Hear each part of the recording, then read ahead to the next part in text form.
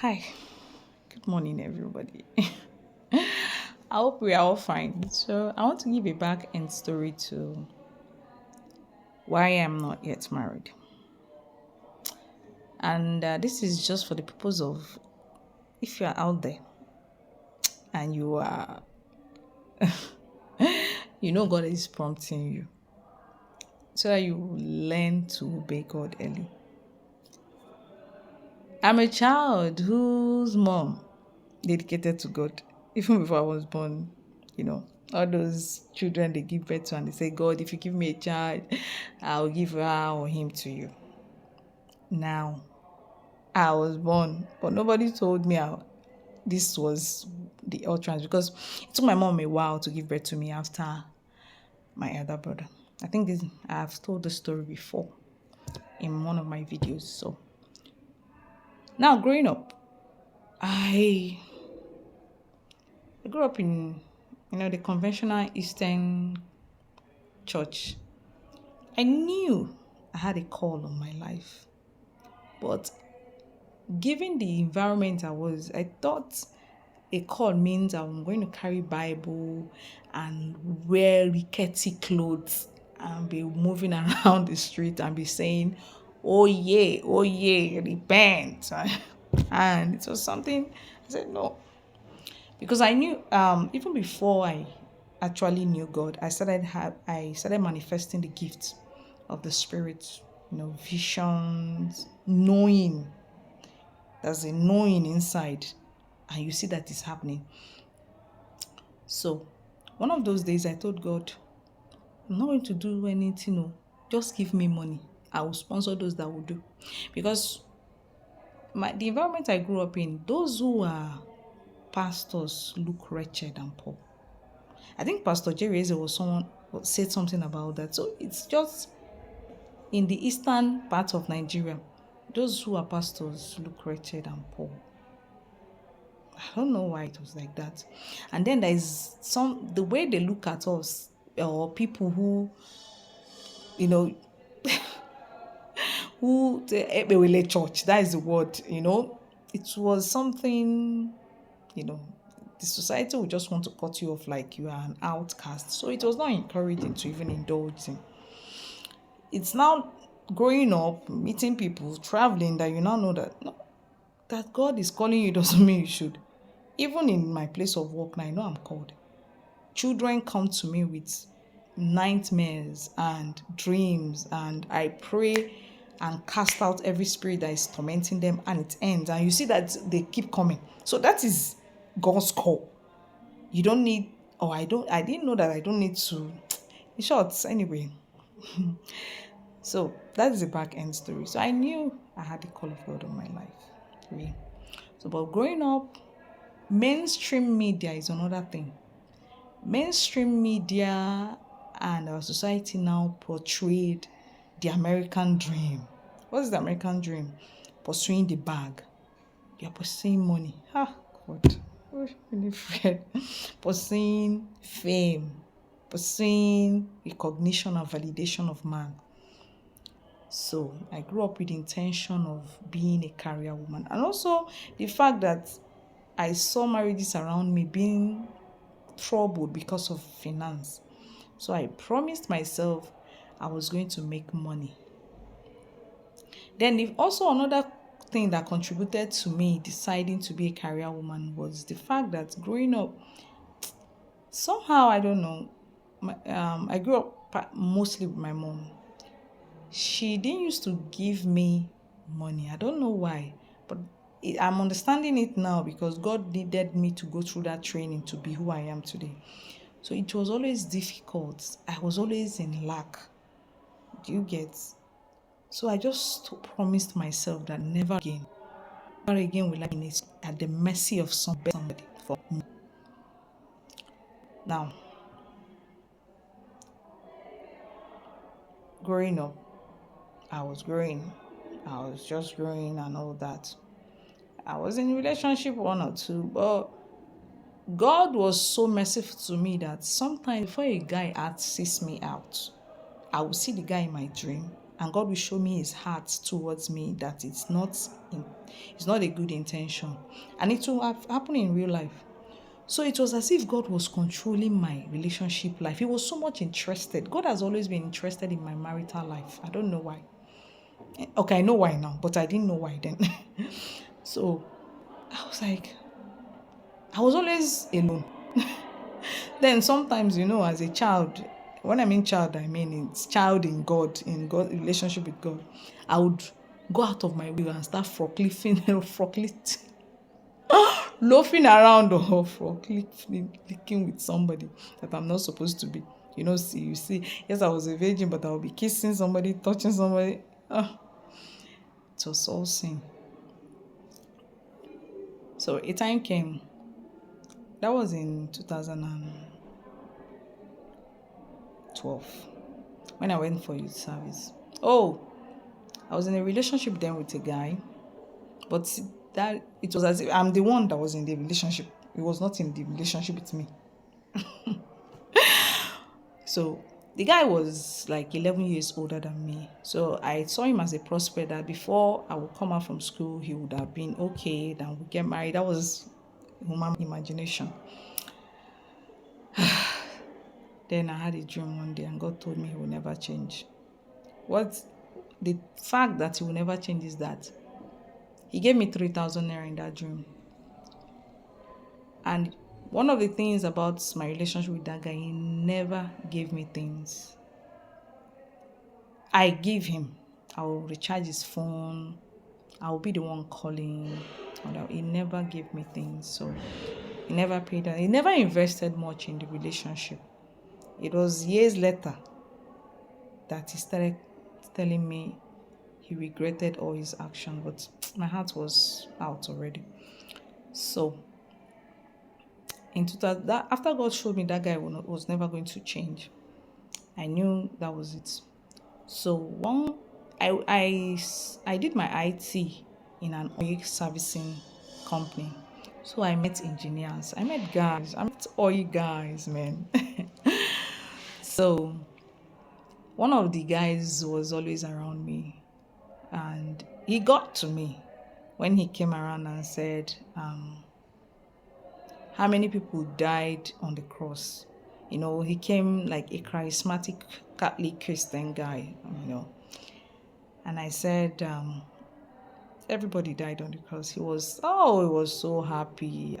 I think he stood up and kissed my forehead, or he said he felt like kissing my forehead. I don't know. So I liked him. He was my G. So I was looking forward to him making things official, like asking me out properly. So not until I finished my IT and I left for my state, because I did my IT in Port Harcourt. And when I came back from my IT, the desire to be doing relationship and marriage died. And I said I was going to be a nun. Yeah, I had that intention to be a nun. I took it serious. I told my mom, who took me to a priest, the Reverend Father.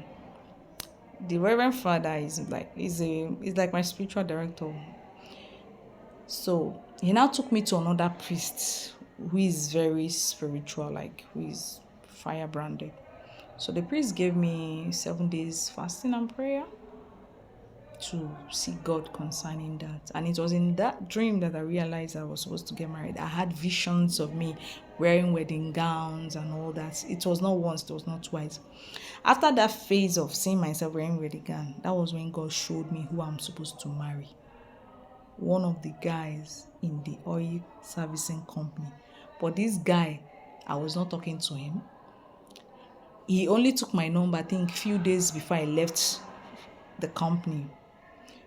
So we don't have, So then he now showed me that the one my heart was going for, who he was, the guy's face was changing like a chameleon. So his intentions were bad. God kept showing me about that guy so that I would know that he was not. It was years later that I realized that the guy, at that time he was asking me out, he had already impregnated a 17 years old girl, So that's so that being said, I didn't know I was supposed to start praying when God showed me who my husband is. I just felt it will happen. Then, secondly, because the guy was not all this lovey dovey, like I said, mainstream media will always teach us that love is about flowers, calling, testing, have you eaten, have you not eaten, da, da, da, da, da. The guy was not into all that. As a matter of fact, the guy would call me once in like 6 months. I'm just being honest. I remember one of the Valentine days, the guy called me and was like, I'm not into Valentine. No. Like, it was that blunt. I'm not into Valentine. I was like, oh God, which kind of thing be this? He see me that he's looking for.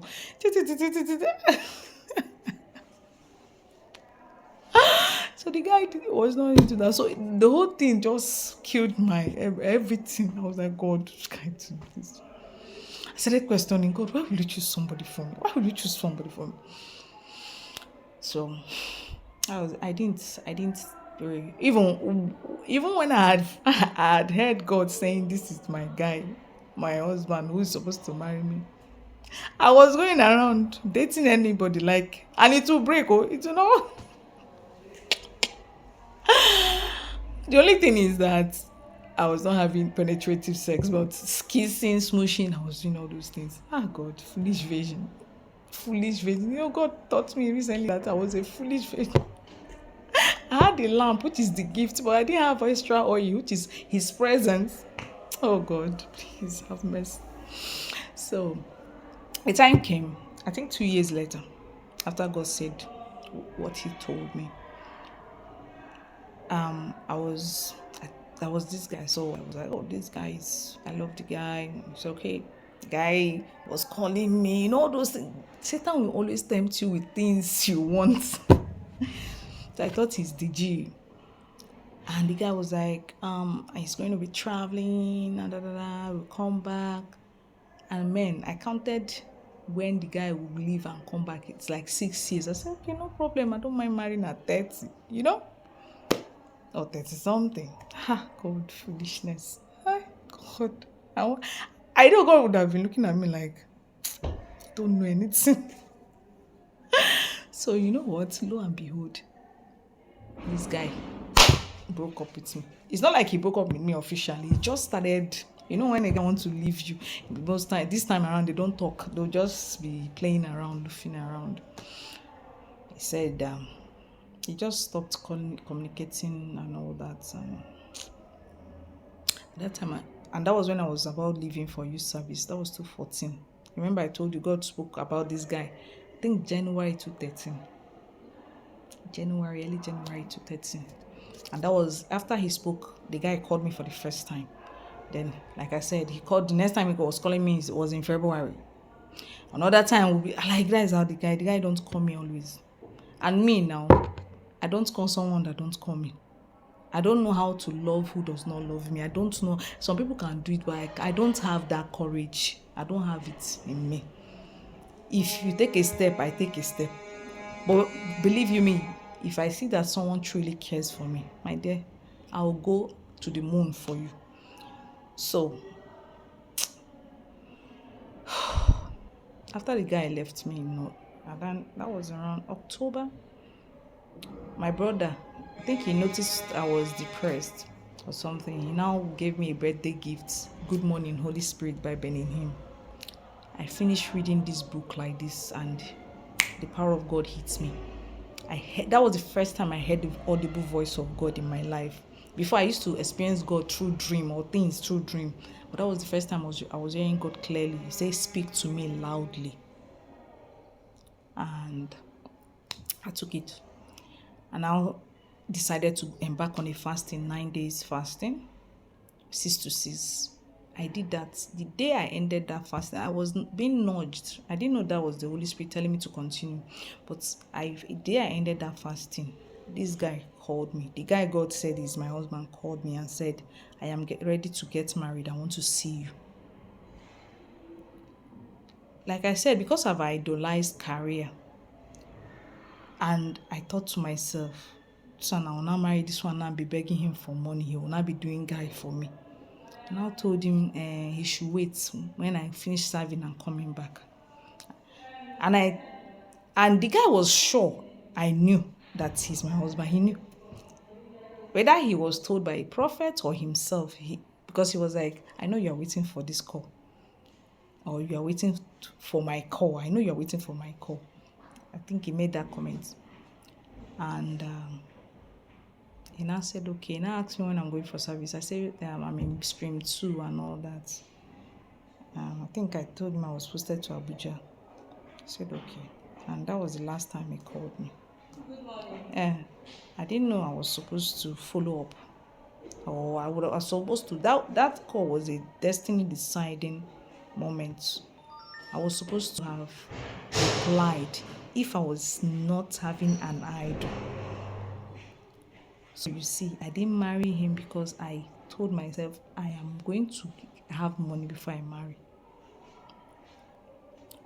And I left. I left for Abuja. When I got to Abuja, my auntie has someone who prays for her. And the person saw me one day and said, who is in Port Harcourt? I said, they have come. I called another person's name. He said, don't play with me. You know who I'm talking about. I called the guy's name. And I said, yes, go and call him. Why are you, the woman was scolding. Why are you doing this? I didn't take it serious until I had a dream where God said I should pray for the impossible concerning me and him. I should pray for the impossible. So then I was not a tongue-speaking Christian and all that. So I went to the bookshop and picked a book on praying for the impossible. It was supposed to be a 9 days prayer.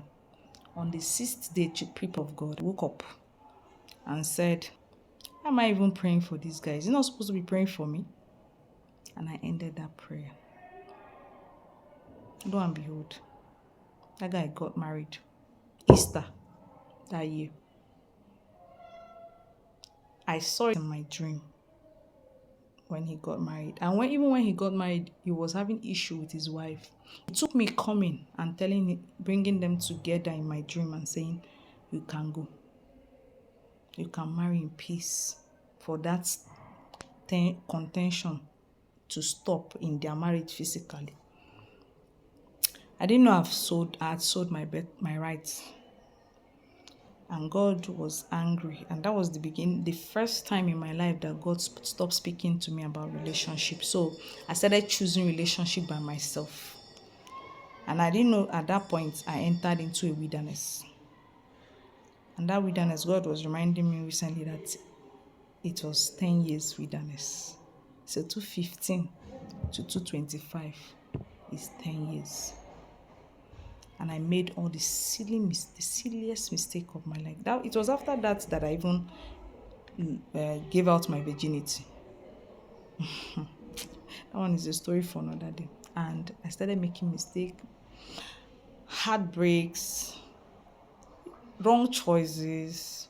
I started meeting gigolos, some serious men. Before then, I didn't even know what people used to say me when I was still a virgin and God was still directing my path in that area. So you see, this is the reason why I didn't get married. I idolized having money first before getting married. Did I make money? Yes, I made money at the time. I started turning over millions. But what did I get? I started attracting gigolos. Now, fast forward to now that I have a child. God is training me in this, in the relationship with me and my daughter's father. One of the things God told me is, he said, I should be honest with the guy. So Even though the guy is frustrating my life financially, God insisted that I should be honest. If something is 1 naira, I should tell him it's 1 naira.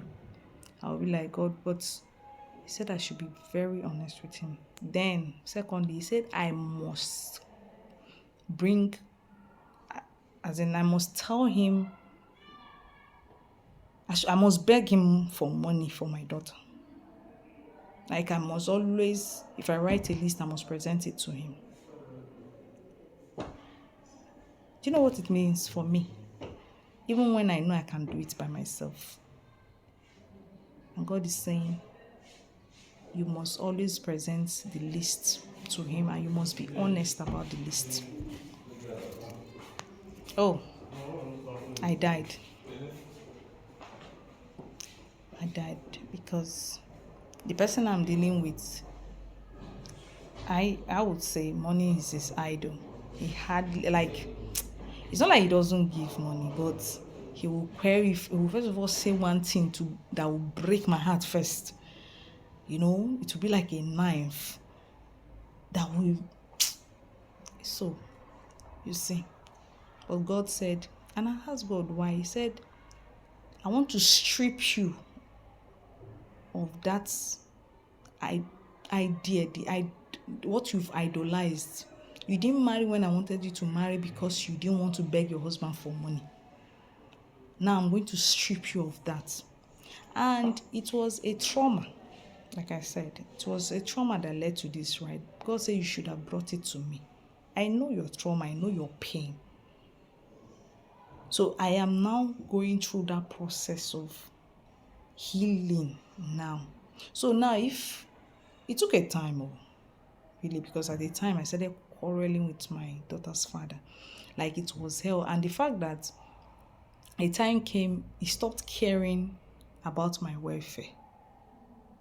Before, when I was pregnant, he would give me something and say, buy this for yourself. And the fact that I gave birth and I was adding up, I was always, when I gave birth, I didn't even eat much when I was pregnant. When I gave birth was when I started eating. Because if the breastfeeding always made me tired and hungry. If I had not eaten by 1 o'clock, I would start crying. Like when I leave work and go to the house and there is no food, I will start crying. That is how much I'll be shaking. And the burden of feeding myself was on my head. It led me to even decide to stop doing exclusive for my daughter at 4 months. That was the main reason. I didn't tell him, but that was the main reason I stopped exclusive breastfeeding, because it was becoming too much. Because I was asking myself, if my daughter is drinking milk, won't he bring money for me to buy milk for her? So why won't he bring money for me to eat? My clothes were now no longer my size. At the time, I was wearing rags. I blew up. My body, you know, postpartum depression is real.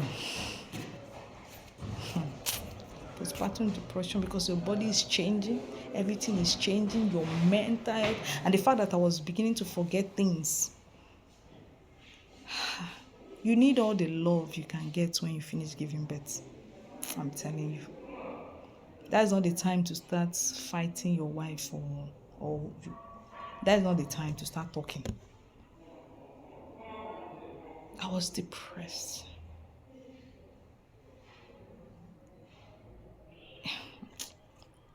Anyway, so what God said, God has healed me now, and I've told myself, I've let everything go. But I was in pain. So, what God is doing in me now is I must always, and you know what?